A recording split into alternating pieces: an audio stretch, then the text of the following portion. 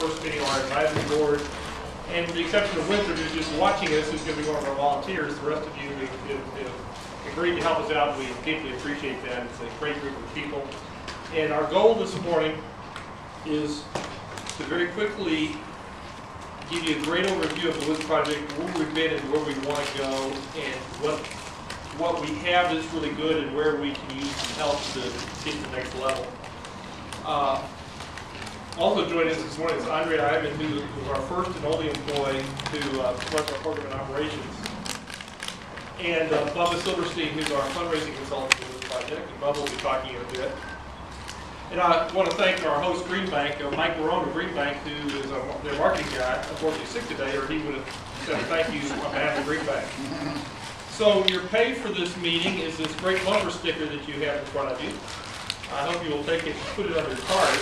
Steve, you sure you want me to put this on my car? I'm not sure that has the right message. You know, we're not very picky. So what I thought I'd do is start with a 2-minute video that lays the predicate for who we are. And I thought you guys, and I know Natasha will find a certain interest in this one.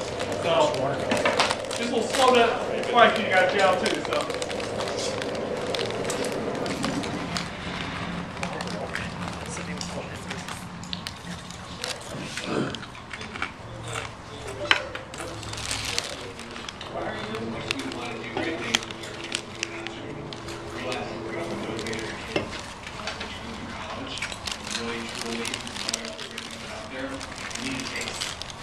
Not just simply watching a video or watching a YouTube movie of what it's like in the mountains or some other city or some other country. You have to see it, feel it, taste it, smell it, touch it.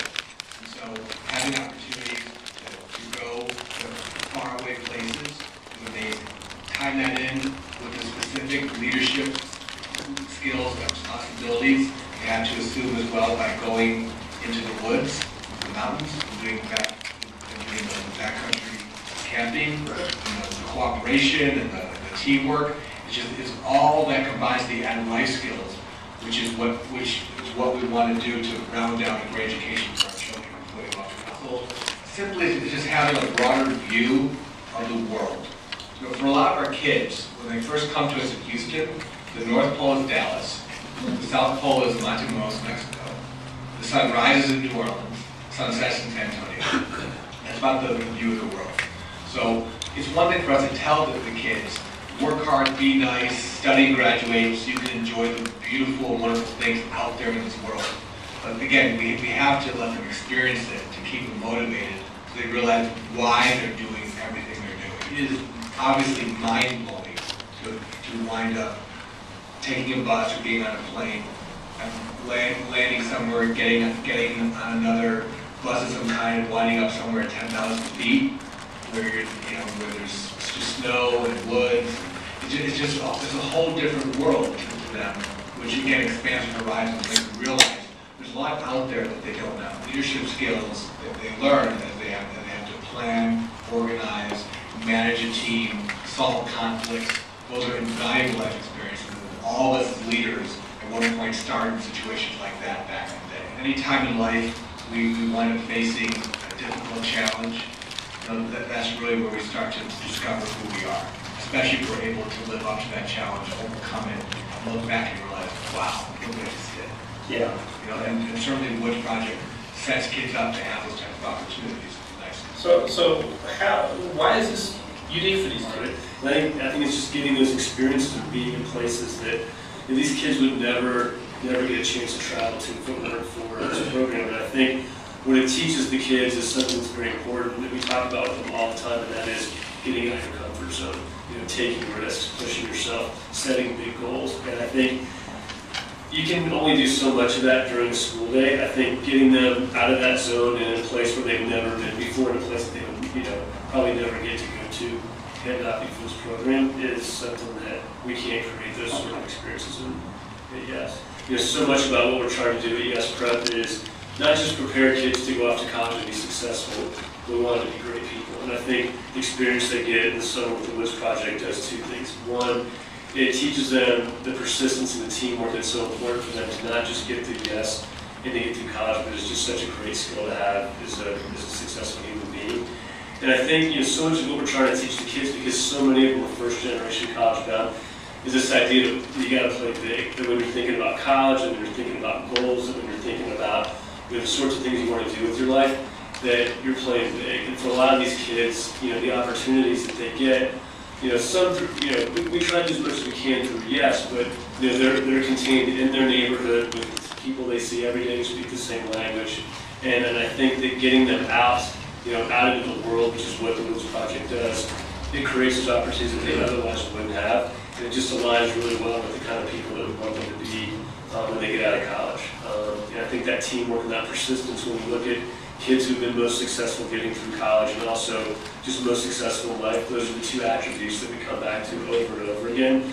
And I think the Woods Project does a great job of reinforcing and teaching those same attributes to our kids while they're in the program.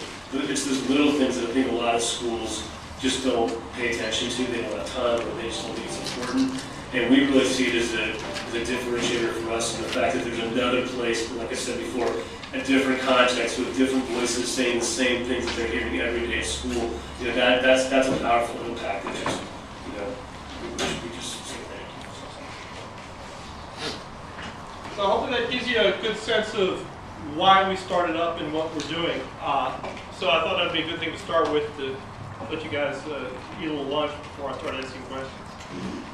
Format of the meeting is I'm going to go fairly quickly through where we've been and what we're doing, but I'm just going to talk about some of the things we can do to go further. And then I'm really pleased that Natasha Kamrani, who happens to be Chris Barber's wife, but that's not really her claim to fame. Her claim to fame is she's an incredible advocate for education, who's going to speak for about 20 minutes about what's going on in education today. And the reason I've invited Natasha, and I'll try to do this at every advisory board meeting, is at the end of the day, we're all about education. As you heard from Chris and Mike, we're all about changing lives and meshing in with what the great schools can do, augmenting what they do. So I thought it was important to have a speaker come talk about what's going on in education. So we all kind of focus on what's important in the world, which is getting these kids to be successful. So with that, what I'd like to do is just go into start a pretty quick overview of where we are, where we're going, and what we do. And so with that, here's what we're going to try to cover, and hopefully in about 15 minutes you guys will be experts on what the Woods Project does, and then we can talk about where we're going to go. And I try to start every board meeting with our mission statement, because at the end of the day, it's all about what our mission is. And this sounds very boring, but I'm going to read it, because I find if I don't read it and people don't focus on it, we don't do it. And that is, the Woods Project seeks to develop leadership capacity and life skills of low-income youth through a series of outdoor education, environmental awareness programs in over the sites in the United States. It's very simple. We're not about biology and ecology and geology. That's just the delivery method that we get there. If you look at our program goals, what are they? Preparing students for college. And I go to the third one, expanding students' worldview. Oh, and by the way, we want to interest them in science, the environment, and ecology. So we use that hook of science, environment, ecology in the woods, but it's really all about getting kids ready for college and expanding their view of the world. So where we started, in 2006, with 11 students and 4 volunteers, we went for 10 days to Yosemite to see what would happen. We had some amazing things, and that started through to where in 2010, and this is just the summer portion of the program. We're going to talk about the rest of it in a minute. 2010, we had 120 students, 31 volunteers, about 2,000 volunteer days in 4 different camps simultaneously with 31 volunteer leaders. So pretty dramatic growth from 2006 to 10. You can see our student days leader days from 150 to over 2,000 in 4 years. So it's been very dramatic growth in that program. And in summer 2011, we'll have about 2,500 student days. We're going to go from 120 to 144 students. We're going to grow into another camp. We've got a lot of great things going, but that's just the summer portion. Let me go to the next slide. What we learned early on is that camp to wealthy people is a place where kids go and have fun. It's not a place where kids go and change lives, which it is for low-income kids who haven't experienced it. So over the years, we've really expanded our fall and winter programming, fall and spring programming, including we run weekend programs in the spring and the fall. You can see in 2006 we had 0 kids in it. This year we'll have 416 days. In the fiscal year we're in now, we'll have 1,020 days. And these are 24-hour days of kids in the woods. And that's in Houston in the spring and the fall. And this has been one of the big growth areas of our program. Why? Because it's easy to do. The kids can get there. We do things within 100 miles of Houston. It's really impactful. And though you can't do as much in 2 days as you can do in 2 weeks this summer, it's a pretty good start for the kids. So you can see that's a very high growth program for us. And we found we've gotten better and better at running it. We also started 2 years ago actually running clubs in the schools where we do an environmental service club in the schools.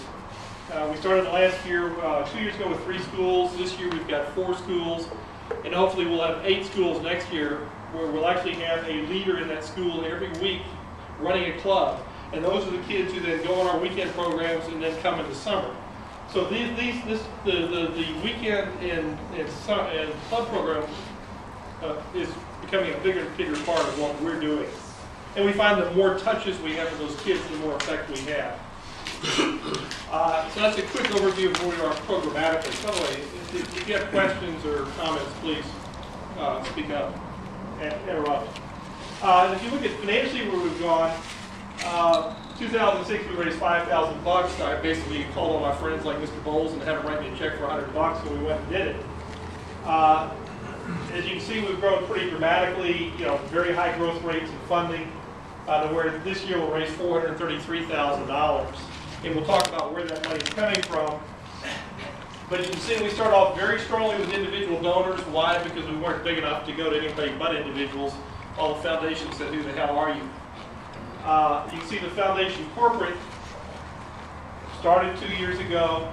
Last year, really dramatically increased. This year, I think we'll exceed that $155,000 number dramatically. Why? Because we've actually been a nonprofit, standalone nonprofit for 2 years now, and people are starting to recognize that we're actually getting results. So we're seeing our foundation funding increase dramatically. But if we're going to grow and really scale, that's going to have to increase at an even more exponential rate. Go back again. Our schools pay about a quarter of the cost, and this is because the kids have something invested in the deal. So as you can see, our revenue increase year over year has been pretty dramatic. Our cost per program day is going down. Why? Because we're running more programs around Houston, Texas in the spring and the fall. And it's a heck of a lot cheaper to take a kid to Huntsville for the weekend than it is to go to Yosemite. But it's a heck of a lot more fun to go to Yosemite. So this is a quick overview of where we are. We're 327 last year, 433 this year. And my guess is, what could we be in 10 years? A couple million, 3 million? That's what we've got to figure out, is where we're going to go. So one thing we've focused on with the Woods Project is exploiting relationships with our partners, exploiting in a positive way, finding people whose interests are aligned with ours and making them our friends and doing good things together. Bayou Management Services is a wonderful organization in town that does they're trying to hook Cypress Creek all the way in down to Lake Livingston or to Lake Houston into a greenway. They have a lot of easements.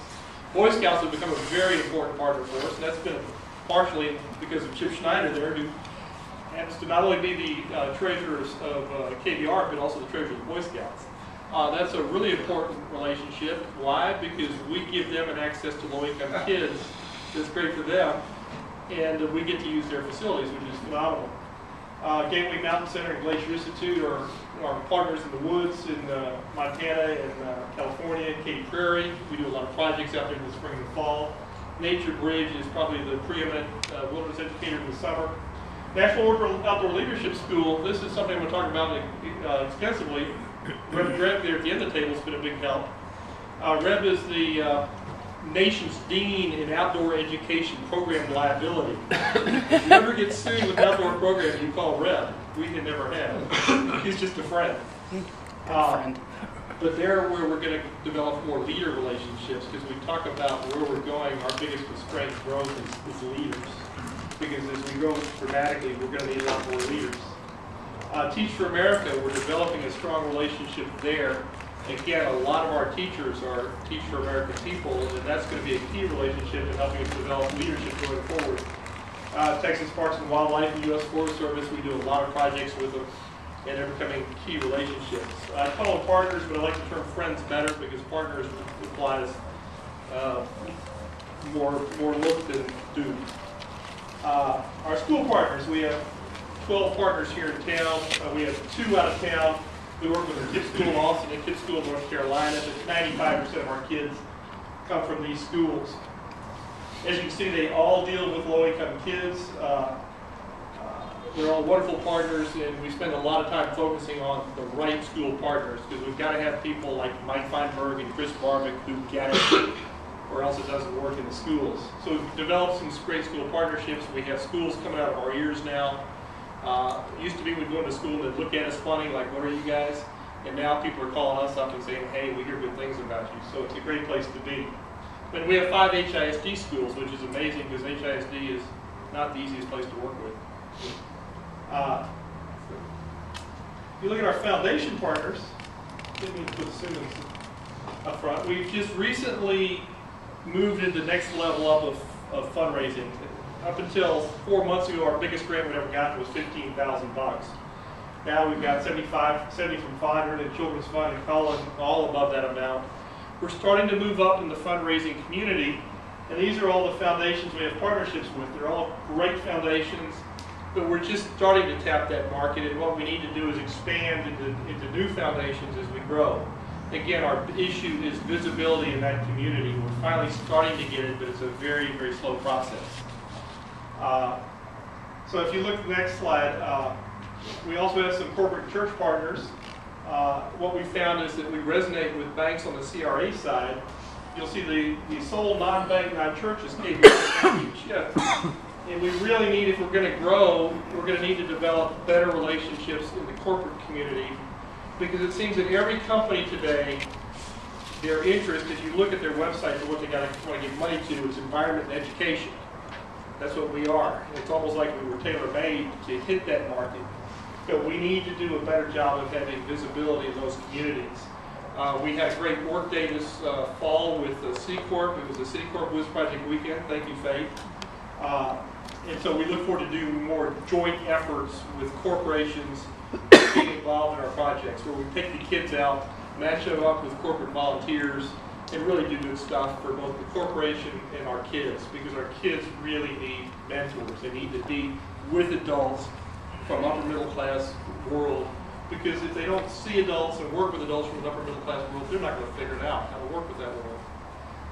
So if you say, where are we trying to go tactically? We're trying to really increase our weekly club programs. Our winter programming, as I said, the fall weekend trips are a big growth area. They're easy to grow, and we get a lot of impact from them.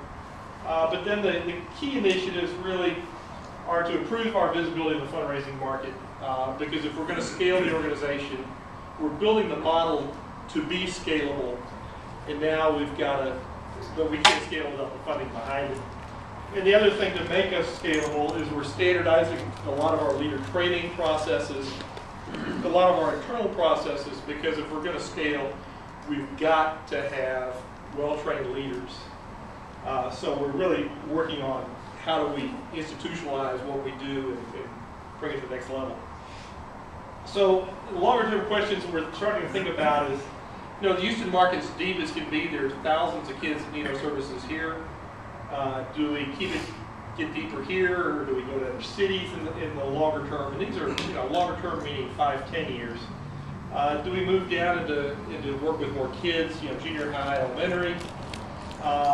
And then the most important thing is, over the next 10 years, maybe 5 years, you know, this is work because I've pushed it.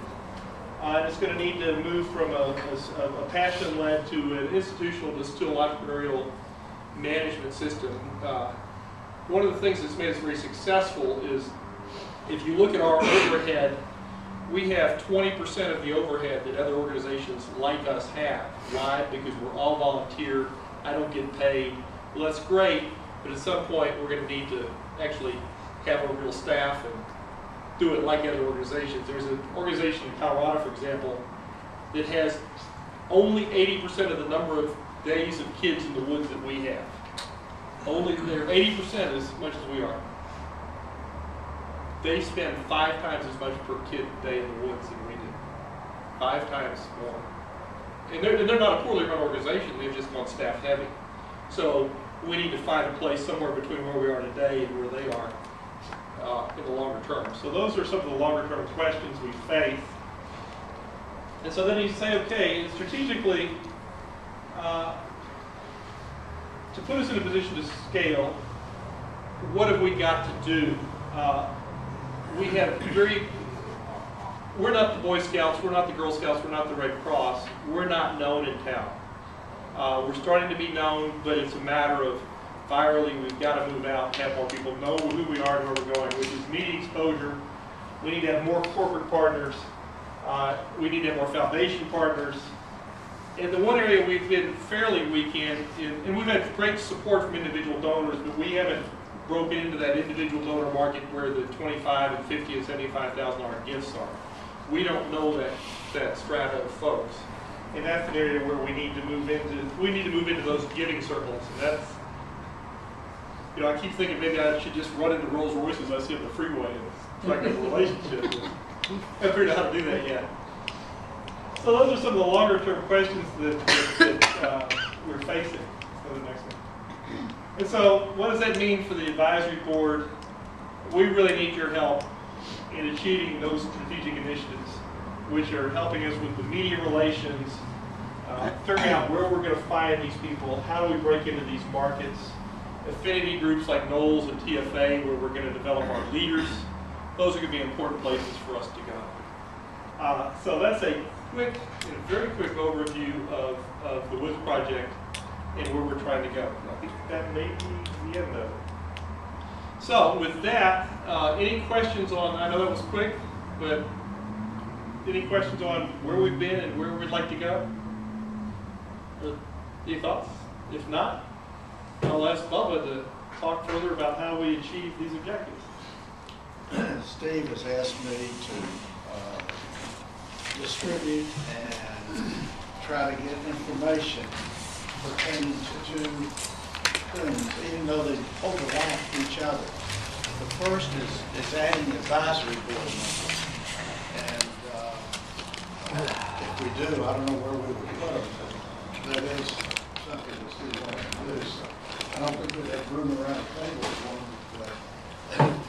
At any rate, what I'd like to see, is that there's someone in the room that has a relationship with someone on this paper, these 2 sheets of paper, and a relationship doesn't mean that someone that you shake hands with and see every 6 months is somebody that you really do have a relationship with, an influence with, somebody that you see often. And first, in these lists, these names came from education boards, education advisory boards and education boards. And the first name is Laura Arnold. And if you do have a relationship and feel like you can talk to her or to him, announce your name before you speak, because I just don't have that great a memory to remember the 18 names that I met today. Bill Barrett. Marty Goosen.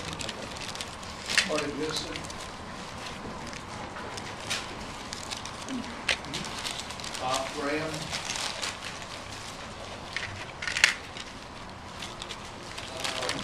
I'm not sure if this is correct. Merrill Lowley Odom. Husband Westwood Shell, the head of Shell. Phoebe Tudor, or Bobby Tudor.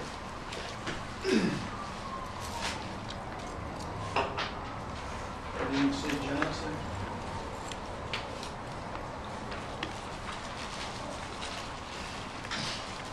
Catherine McGovern.